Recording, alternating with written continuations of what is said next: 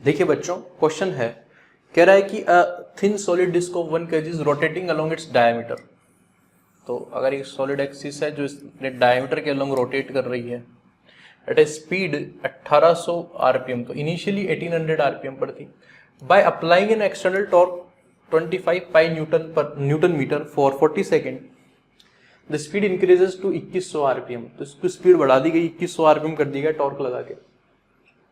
The diameter of the disc is, तो यार देखिए टॉर्क लगाया है तो कहीं ना कहीं ओमेगा चेंज हुआ है। ओमेगा चेंज करने के लिए अल्फा को आना पड़ेगा और अल्फा के लिए टॉर्क को आना पड़ेगा। तो हमारे पास जो इक्वेशन है वो है tau is equal to I alpha.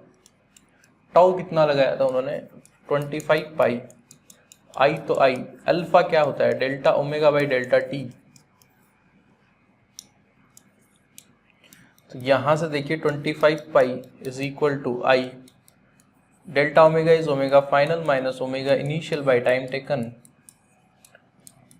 25 pi is equal to I, omega N से number of RPM, N is number of rotation per minute, अगर एन दे रखा है और ओमेगा पे जाना है तो ये है 2 पाई एन बाई 60। ठीक है, where N should be in minute, RPS है तो 2 पाई कर दें आप, कोई इशू नहीं है। तो अगर मैं इसको लिखूं तो मैं लिखूंगा 2 पाई एन, फाइनल कितना था 2100, 2100 by 60 minus 2 pi 1800 by 60 by delta T is 40। ठीक है, तो यहां से बन जाएगा 25 पाई इज इक्वल टू आई। ध्यान से देखें, इसमें से 2 पाई बाई 60 कॉमन लेके आ जाऊंगा मैं बाहर, तो ये बन जाएगा 2 पाई बाई 60 और ये जो 40 है वो भी इसके साथ मल्टीप्लाई हो जाएगा, ये लो मल्टीप्लाई बाई। अब यहाँ अंदर जो बना होगा वो बना होगा 2100 माइनस 1800। 2100 माइनस 1800 को मैं डायरेक्टली लिख रहा हूँ 300।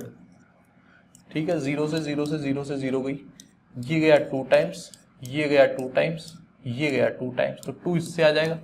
25 into pi into 2 is equal to pi into I, pi से पाई गया, आई की वैल्यू आ गई 50। 25 ही आया ना यार, फिर से चेक कर लेते हैं यार, देख ली 25 पाई 2 पाई। ठीक है, तो एक बार बहुत फास्ट कर दिया लगता है, बट चेक कर लेते हैं। सही तो था यार, नहीं था क्या?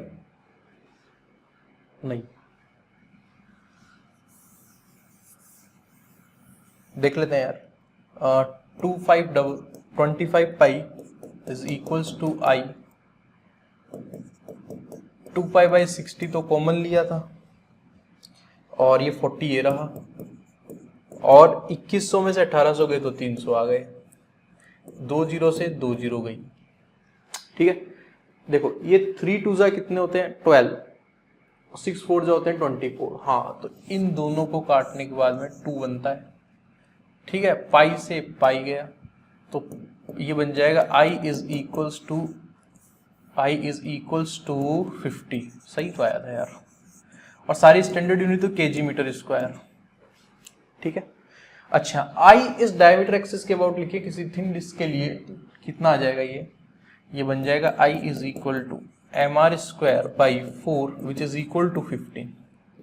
एम की वैल्यू दी थी 1 kg, इसका मतलब आर स्क्वायर बाई 4 जो है वो 50 है।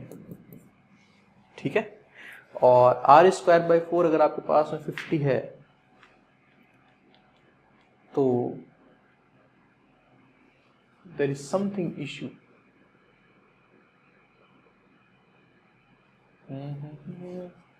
देखिए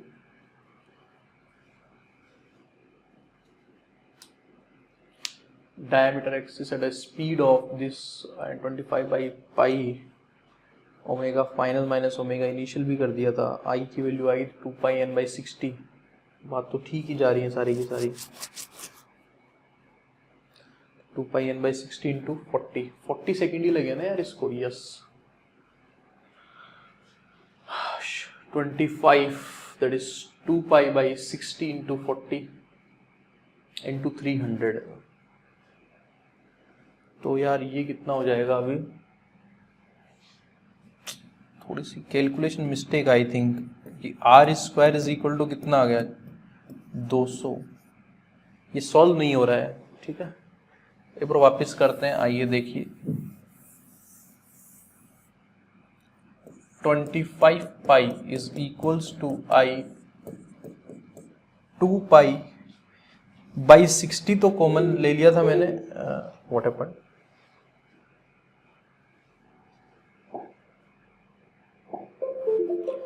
तो 25 बाई 60 तो 2 पाई बाई 60 तो मैंने कॉमन ले लिया था, और नीचे का 40 ये रहा, और नीचे से 300 मैंने ये ले लिया था, तो 2100 में से 1800 गए थे, ठीक है।